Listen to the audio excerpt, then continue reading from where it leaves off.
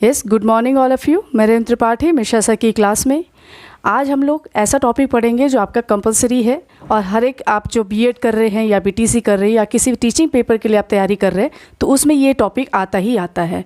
तो हमारा आज का जो टॉपिक है माइक्रो टीचिंग है। एक आप लोग का जो लेसन प्लान बनाया जाता है एक छोटे स्तर पर बनाया जाता है यानी कि माइक्रो टीचिंग, और एक लेसन प्लान यानी कि मैक्रो टीचिंग बनाया जाता है, जिसमें आज हमारा टॉपिक होगा माइक्रो टीचिंग। माइक्रो टीचिंग को हिंदी में बोलते हैं सूक्ष्म शिक्षण। तो हमारा टॉपिक है माइक्रो टीचिंग, जिसे हिंदी में बोलते हैं सूक्ष्म शिक्षण। सूक्ष्म शिक्षण। सूक्ष्म शिक्षण की बात करें तो सूक्ष्म शिक्षण एक क्या है, टेक्निक है, एक तकनीक है और एक प्रयोगशाला विधि है जिसके द्वारा हम बच्चों में या जो छात्र अध्यापक है उसमें हम उनके कौशलों का विकास करते हैं। तो इसमें हमारा क्या है, ये सबसे बड़ी बात है कि ये एक टेक्निक है।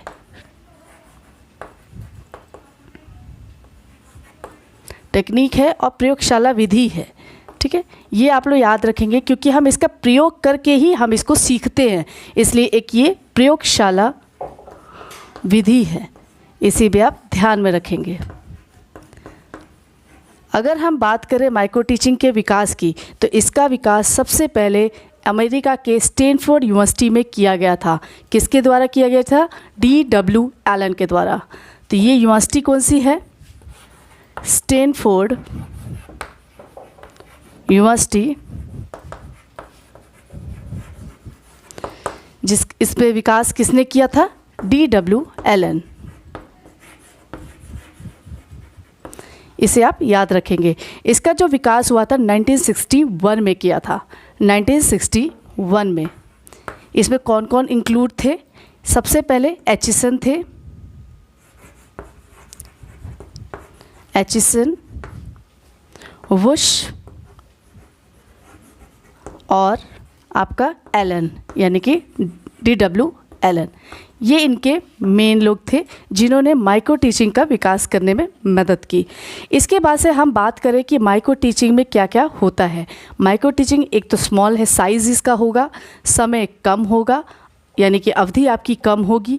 जो प्यूपल टीचर है वो एक टाइम में एक ही कौशल को सिखाएगा और उसके बाद से एक जो इसका समय पीरियड है वो भी बहुत कम होगा। तो इसमें आपका क्या होगा, मेन आपके स्टूडेंट्स कितने होंगे, ये मेन चीज़ें इसमें हैं। स्टूडेंट्स आपके 5 to 10 होंगे। उसके बाद से आपका टाइम यानी कि आपका समय अवधि कितनी होगी, तो वो भी आपका 5 से 10 मिनट होगा। ठीक है, स्टूडेंट्स होंगे ये। फिर उसके बाद से आपका टाइम हो गया, आपका स्टूडेंट हो गया। वन टाइम में वन स्किल की बात की है, वन टाइम में वन स्किल की बात की गई है। जो माइक्रो टीचिंग है उसे हम मिनी टीचिंग भी कहते हैं और इसे हम, जैसे ये हमारा मिनिएचर होते हैं, छोटे छोटे पार्ट्स में छोटे छोटे चीज़ों को बनाया जाता है, तो ऐसे इसको भी मिनिमाइज्ड टीचिंग भी कहा जाता है, सिमुलेटेड भी टीचिंग भी कहा जाता है। तो कई वर्ड से नाम से जाना जाता है, इसे भी आप ध्यान में रखेंगे। इसके बाद से ये क्या है, स्टूडेंट्स आपके 5 से 10 स्टूडेंट। ये क्वेश्चन ज़रूर आता है माइक्रो टीचिंग में कि कितने स्टूडेंट्स होते हैं, उसकी अवधि कितनी होती है और कितने समय में कौन सा स्किल सिखाया जाता है, यानी कि वन टाइम में वन स्किल को ही दिखाया जाता है, समझाया जाता है। ये तो आपका था पूरा एक तरह से इसकी भूमिका मैंने जो बताई आपको कि माइक्रो टीचिंग में क्या क्या चीज़ें होती हैं। इसके बाद से बात करें कि इसमें कैसे ये माइक्रो टीचिंग में किया जाता था। जब ये स्टैनफोर्ड यूनिवर्सिटी में माइक्रो टीचिंग आया तो वहाँ पर टीचर्स को बहुत अच्छा पढ़ाने के लिए उन्हें सक्षम मतलब यानी पढ़ाने के लिए जो किन किन विधियों के द्वारा पढ़ाया जाए कि बच्चा जो टीचर है वो अच्छी तरह प्रेजेंट कर पाए, तो उसे करने के लिए माइक्रो टीचिंग लाया गया था। इसमें यहाँ पर जब हमारे भारत में जब आया तो इस जो स्टैनफोर्ड यूनिवर्सिटी है वो टेप रिकॉर्ड करती थी, यानी कि जो बच्चे ने पढ़ाया, पीपल टीचर ने जो पढ़ाया उसको टेप रिकॉर्ड करती थी। ताकि बच्चा बाद में देख सके कि मैंने कहाँ कहाँ गलती किया, उसमें सुधार कर सके। उसी को हम फीडबैक कहते हैं। इसमें फीडबैक बहुत ज़रूरी है, यानी माइक्रो टीचिंग में आपको फीडबैक तुरंत मिल जाता है। अगर हम बात करें इंडिया में, जब ये इंडिया में लाया गया तो हमारे पास टेप रिकॉर्डर ना करके लिखित, यानी कि आपने देखा होगा जो सुपरवाइज़र है वो क्या करता है, पीछे बैठ के आपकी जितनी भी गलतियाँ हैं, आपने कौन कौन सा कार्य नहीं किया, उसको लिखता है कि आप में इसमें सुधार करने की आवश्यकता है। तो ये हमने इसको पेपर में कन्वर्ट कर दिया कि आप पेपर में लिखेंगे ताकि सुपरवाइज देख सके कि आपने कहाँ कहाँ गलती की है। और आपके जो पीपल ग्रुप जो है, आपका जो बच्चे आपके ग्रुप के हैं, वो भी आपको देख सके कि कहाँ कहाँ गलती हो रही है, वो तुरंत आपको फीडबैक देख सके। तो ये हमारा स्टैनफोर्ड यूनिवर्सिटी से आया और हमारे भारत में लिखित रूप में इसको बताया गया। तो ये था आपका पूरा एक भूमिका। अब हम देखते हैं कि DW-LN ने एक परिभाषा दी थी, उसे बहुत ज़रूरी याद करना, क्योंकि ये कई बार क्वेश्चन पूछा भी जाता है कि DW-LN का सूक्ष्म शिक्षण पे क्या परिभाषा दी गई है। तो इसे मैं लिख देती हूँ, इसे मिटा दे रही हूँ मैं।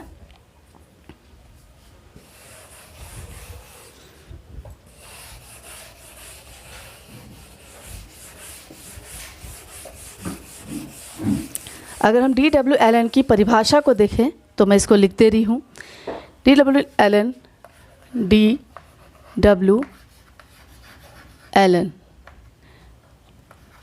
इसे लिखेंगे सूक्ष्म शिक्षण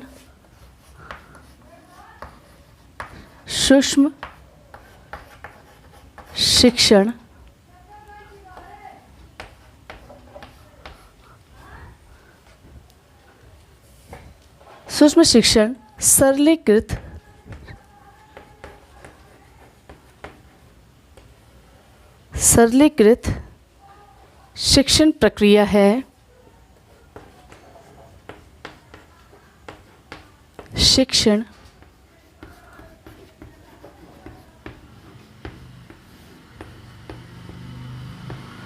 प्रक्रिया है जो छोटे आकार में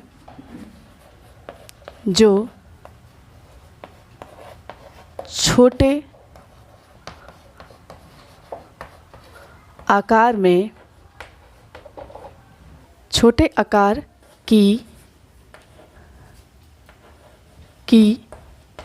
कक्षा में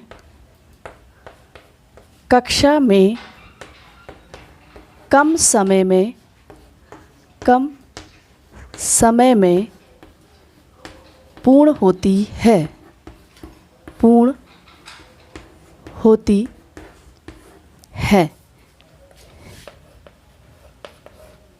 ये आपका DW-LN द्वारा सूक्ष्म शिक्षण पर परिभाषा दी गई थी। तो ये तो था हमारा एक परिभाषा एलन के द्वारा। इसके बाद से हम देखेंगे कि इसमें कौन कौन से सिद्धांत यानी कि प्रिंसिपल्स को कौन कौन से रखे गया था। तो आप जैसे देख रहे हैं कि सूक्ष्म शिक्षण मिनी यानी कि माइक्रो टीचिंग है, छोटे स्तर पे किया जाता है, एक ही टाइम में एक ही स्किल किया जाता है, स्टूडेंट्स कम होते हैं, जो आपके बीएड के स्टूडेंट्स हैं वही बच्चे आपके बनते हैं, यानी कि उन्हीं बच्चों को आपको पढ़ाना होता है। इसमें आपकी हिचक नहीं होती है, यानी जो हिचक होती है वो आपके फ्रेंड्स के द्वारा आपको उसमें पता चल जाता है मैं कहाँ गलती कर रहा हूँ, तो उसमें आप सुधार कर पाते हैं। तो सबसे पहले हम सिद्धांत की बात करेंगे। तो माइक्रो टीचिंग के सिद्धांत की बात करें, अगर हम माइक्रो टीचिंग के प्रिंसिपल्स की बात करेंगे, प्रिंसिपल की बात करें तो सबसे पहले हमारा प्रिंसिपल है, ये हमारा एक वास्तविक शिक्षण है। ये हमारा क्या है? यह वास्तविक शिक्षण है। चूँकि हम खुद जाकर प्रयोग के द्वारा करते हैं, यानी खुद प्रयोग करते हैं, उसके बाद से हम टीचिंग करते हैं, यानी कि हम खुद पढ़ाते हैं, तो हम ये क्या एक है? वास्तविक शिक्षण है, वास्तविक शिक्षण है। दूसरा, जब हम माइक्रो टीचिंग कराते हैं तो इसमें क्या है, जितनी भी जनरल प्रॉब्लम्स हमारे सामने आती हैं उसे हम दूर कर पाते हैं। तो इसमें हम क्लासरूम में क्या कर पाते हैं? क्लासरूम में जनरल प्रॉब्लम्स को सॉल्व कर पाते हैं।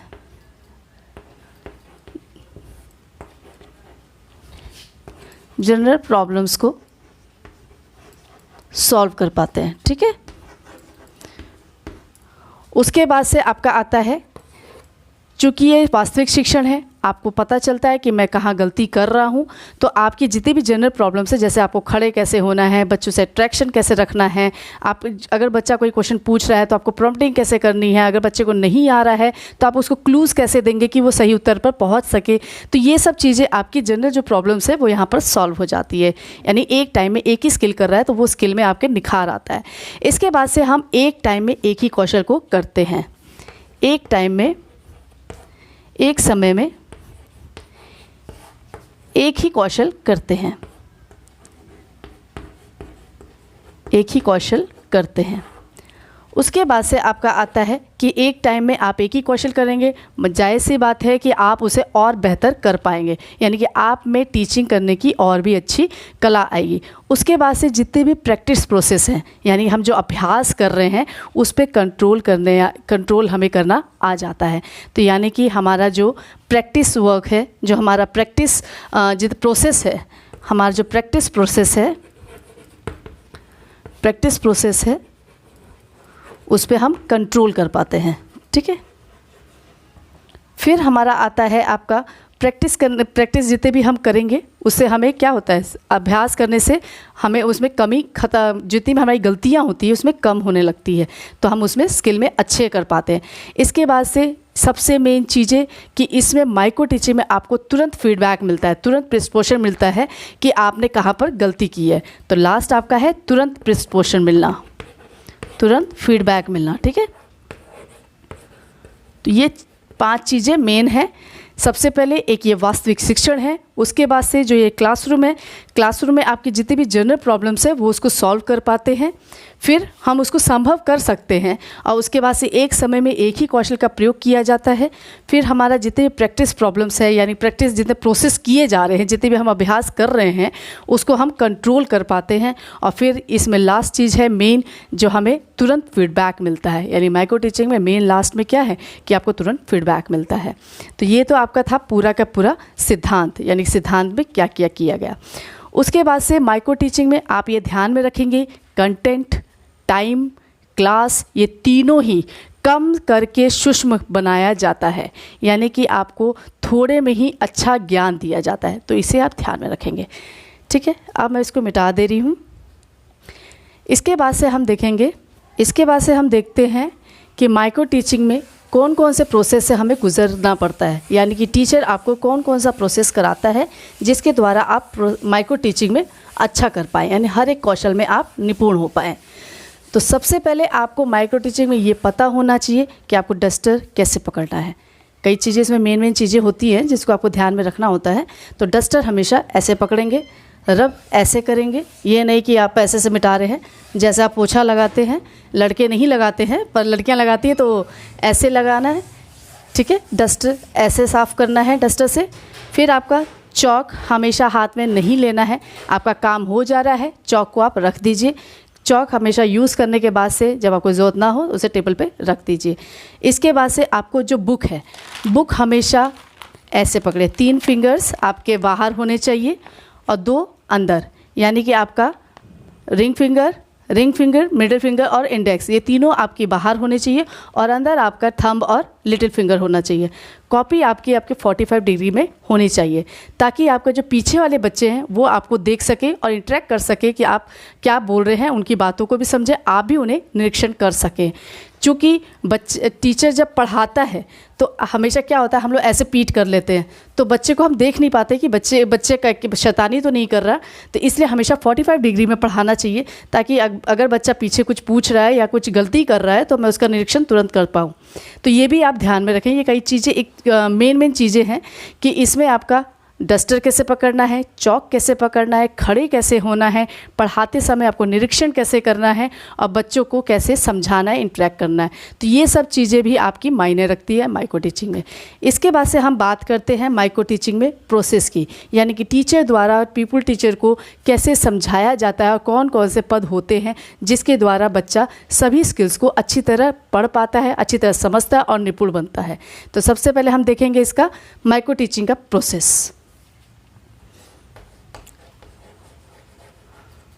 की बात करें तो प्रोसेस में सबसे पहले टीचर क्या करता है, जितने भी पीपल टीचर्स हैं उनको बताता है कि कैसे पढ़ाना है।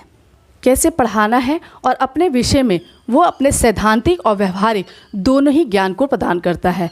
यानी कि वो थ्योरेटिकल और बिहेवियर दोनों ही प्रकार के पीपल टीचर को देता है, ताकि वो समझ सके कि बच्चों से कैसे इंटरेक्ट करना है। तो इस पद को हम कहते हैं प्रस्तावना पद।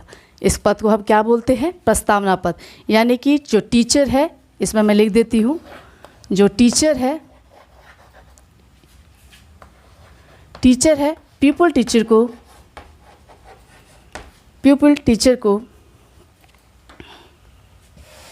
एक मिनट, प्रोसेस यहाँ लिख दे रही हूँ मैं, हेडिंग। जो पीपल टीचर है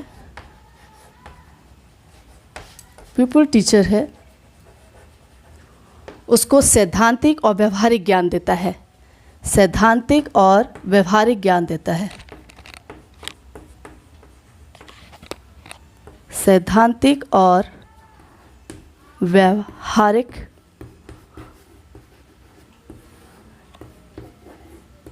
ज्ञान देता है। इसे हम क्या कहते हैं? प्रस्तावना पद। इसे हम कहते हैं प्रस्तावना पद। ठीक है। उसके बाद से दूसरी बात ये कि टीचर आपके जितने भी स्किल्स हैं उन सब का विकास करता है, और उसमें जो पीछे जो हमारी मनोवैज्ञानिक अवधारणा है या मनोवैज्ञानिक आधार है उसको बताने की कोशिश करता है। यानी कि हमारा दूसरा पॉइंट क्या होगा? टीचिंग स्किल्स के मनोवैज्ञानिक पक्ष को बताता है। मनोवैज्ञानिक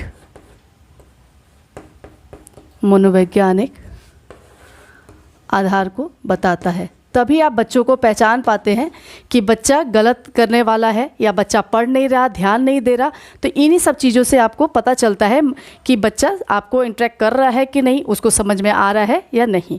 इसके बाद से आपका आता है कि टीचर जो है, पीपल टीचर में जो लेसन प्लान बनाया जा रहा है, जो समय अवधि दी जा रही है, उसी हिसाब से बच्चा उसे कर पा रहा है या नहीं। अगर वो नहीं कर पा रहा है तो उसमें उस टीचर क्या करता है? उसकी सहायता करता है। तो क्या करेगा आप इसमें? थर्ड आपका है लेसन प्लान में टीचर क्या करता है? सहायता करता है। अगर आपको नहीं आ रहा है तो टीचर आपकी सहायता करता है। ठीक है। फिर आपका आता है, जब आपका लेसन प्लान बन गया, उसमें आपकी गलतियां हो रही है, टीचर आपको समझा रहा है, फिर से मतलब आपको बता रहा है, डेमोस्ट्रेट करके बता रहा है कि आपको कैसे कैसे पढ़ाना है और कैसे आपको खड़ा होना है, कैसे अपने लेसन प्लान को प्रेजेंट करना है। इसके बाद से आपका आता है कि लेसन प्लान पढ़ाते समय जितनी भी आवश्यकता पड़ती है यानी सहायता करने की, उसमें टीचर आपका सहयोग करता है। ठीक है। इसके बाद से हमारा टीचर के बाद पीपल टीचर क्या करता है? 5 से 10 मिनट, 5 से 10 स्टूडेंट्स और उसका शिक्षण पद जो होता है उसे समझाता है। यानी कि जो आपका शिक्षण बिंदु रखा गया है उसे समझाता है। तो उसका टाइम पीरियड क्या होगा? उसका टाइम पीरियड क्या? 5 से 10 स्टूडेंट, 5 से 10 मिनट, और आपका जो आपका एक टाइम में एक ही स्किल, वन टाइम में वन स्किल को कराया जाता। तो इसे हम क्या कहते हैं? शिक्षण बिंदु, शिक्षण पद या बिंदु। आपने एक ही टॉपिक लिया होता है, एक मेन टॉपिक लेते हैं, उसी को आप प्रेजेंट करते हैं 5 से 10 मिनट तक। तो ये आपका जो हमारा ये जो टाइमिंग है, यानी कि 5 से 10 स्टूडेंट होने चाहिए, 5 से 10 मिनट में ही आपको प्रेजेंट करना है अपना लेसन प्लान, एक टाइम में एक ही स्किल का प्रयोग करना है। तो ये आपका शिक्षण पद कहलाता है। इसमें आपका जो आपका बिंदु है, जो आपने शिक्षण बिंदु लिया है, उसी को आप प्रेजेंट करते हो। ठीक है। उसके बाद से आपका आता है, नेक्स्ट है आपका कि आपने टीचिंग की, टीचिंग करने के बाद से आपका जो टीचर है, जो सुपरवाइज़र है, वो आपको बताता है कि आपने कहाँ कमियाँ की, कहाँ आप में कमी आई, तो वो सुझाव देता है। उसके बाद से आपको बोलता है कि फिर से आप लेसन प्लान का निर्माण कीजिए, यानी कि फिर से आप लेसन प्लान को बनाइए। तो इसमें आपका क्या है, टीचिंग के बाद क्या करते हैं, आपको सुझाव दिया जाता है, जिसे हम क्या कहते हैं, सुझाव को ही हम कहते हैं मूल्यांकन। यानी कि टीचर ने आपका मूल्यांकन कर लिया है कि आपने कहाँ कहाँ कमी की है। तो ये हमारा आता है मूल्यांकन पद। मूल्यांकन पद। उसके बाद से मूल्यांकन पद होने के बाद से आप फिर से रीटीचिंग करते हैं, यानी कि फिर से आप लेसन को पढ़ाते हैं, और इसी लेसन पढ़ाने के क्रम को हम पुनः शिक्षण क्रम कहते हैं। लेसन प्लान को फिर से पढ़ाने को हम क्या कहते हैं, लेसन प्लान को टीचिंग करने के बाद से इसे हम क्या कहते हैं, इसे हम पुनः शिक्षण क्रम कहते हैं, यानी कि रीटीचिंग कहते हैं।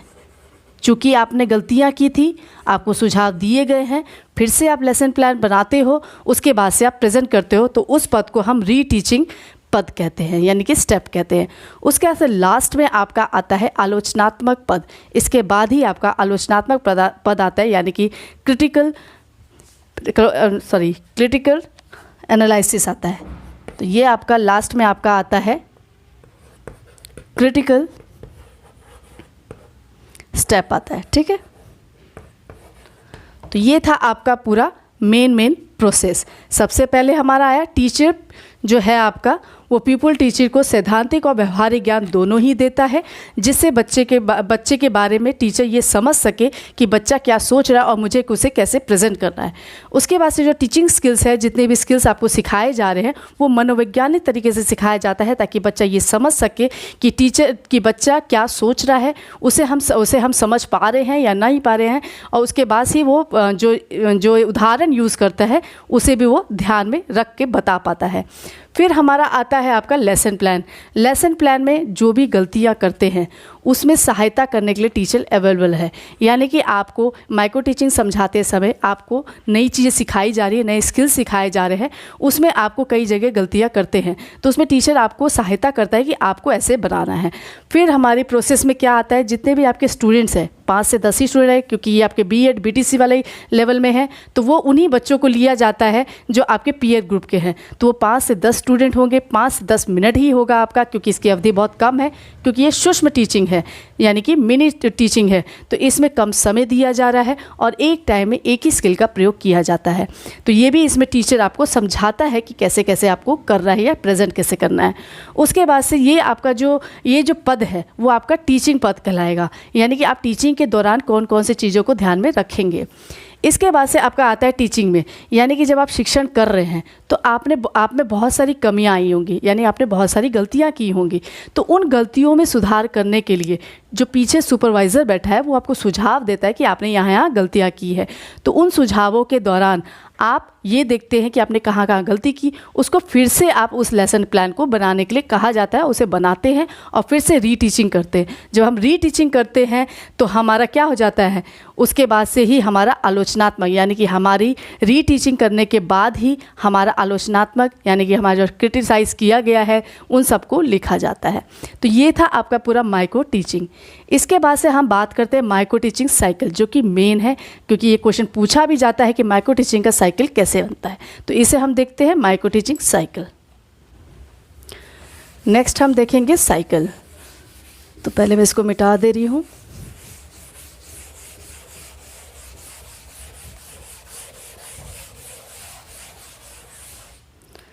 साइकिल की बात करें तो माइक्रो टीचिंग साइकिल की बात कर रहे हैं हम। तो सबसे पहले हमारा आता है लेसन प्लान, यानी कि प्लानिंग। तो हमारा सबसे पहले आता है प्लानिंग। प्लानिंग के बाद आता है हमारा टीचिंग।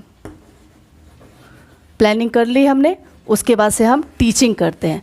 टीचिंग करने के बाद हमें क्या मिलता है, फीडबैक मिलता है। क्या मिलता है, फीडबैक।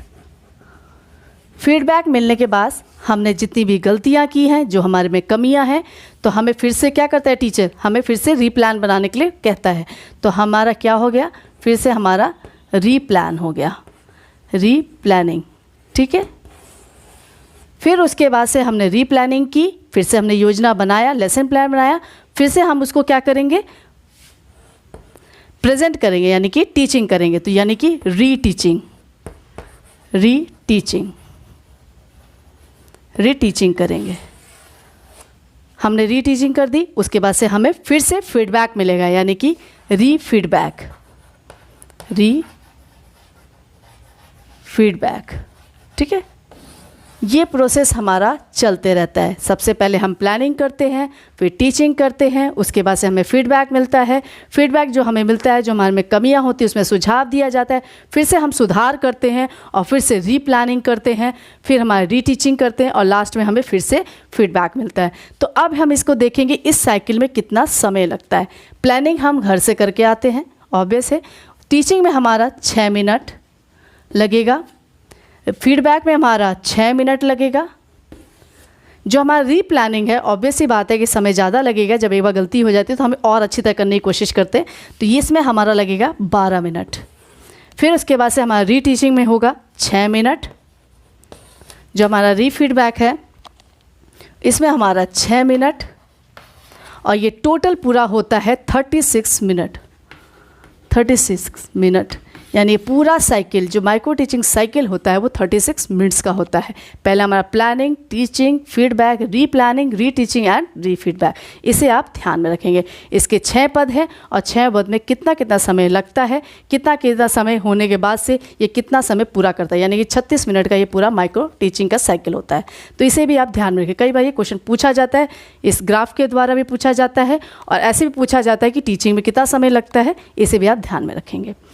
इसके बाद से हमारा जो आता है, अब हम देखते हैं कि इन स्किल्स को, यानी कि जो माइक्रो टीचिंग के स्किल्स हैं, किसने कितने कितने दिए और हम कितने लोग कितने को पढ़ते हैं।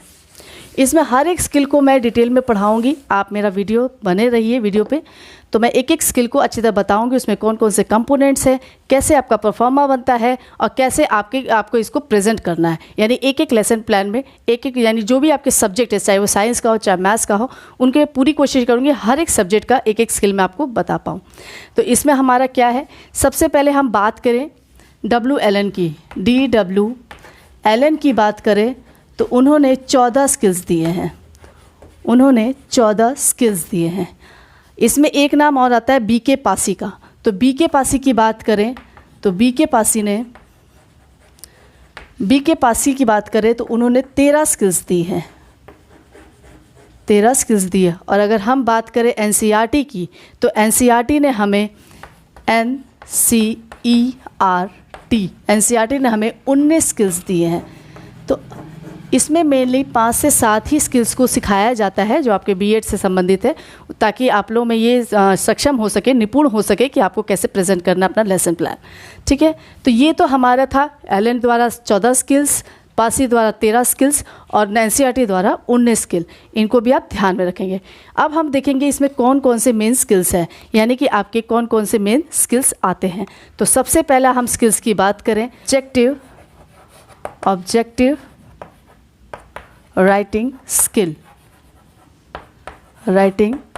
स्किल, जिसे हम हिंदी में कहते हैं उद्देश्य लेखन कौशल, उद्देश्य लेखन कौशल, लेखन कौशल। ये हमारा सबसे पहला स्किल है। इसके बाद से आपका आता है दूसरा, जो आपका है प्रस्तावना स्किल, यानी कि आपका आता है introduction skill, introduction skill. Next आपका आता है फ्लुएंसी ऑफ क्वेश्चनिंग, यानी कि questioning skill,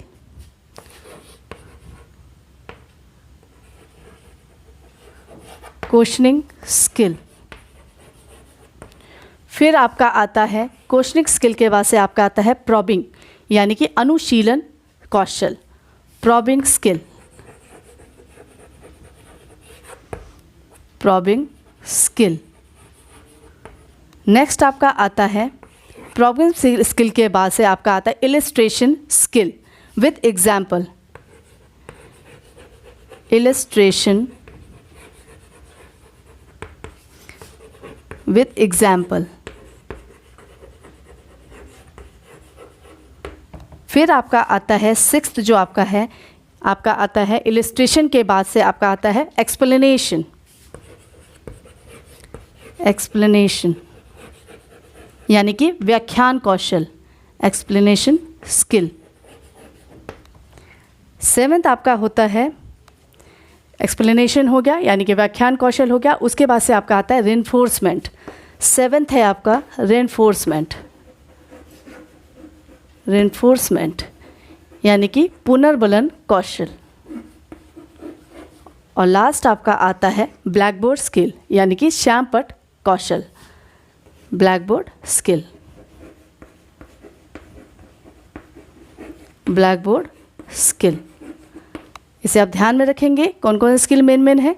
objective writing skill यानी कि उद्देश्य लेखन कौशल, इंट्रोडक्शन स्किल यानी कि प्रस्तावना कौशल, क्वेश्चनिंग स्किल यानी कि प्रश्नोत्तर यानी कि प्रश्नीकरण स्किल, फिर आपका प्रॉबिंग स्किल यानी कि अनुशीलन कौशल, फिर इलस्ट्रेशन विद एग्जाम्पल यानी कि दृष्टांत भी बोलते हैं, और इसे हम दृष्टांत के साथ साथ उदाहरण के साथ हम दृष्टांत स्किल भी कहते हैं।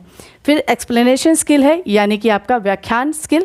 फिर आपका आता है रेनफोर्समेंट स्किल यानी कि रेनफोर्समेंट का मतलब हिंदी में होता है पुनर्बलन कौशल, और ब्लैक बोर्ड लास्ट आपका आता है यानी कि श्यामपट्ट कौशल।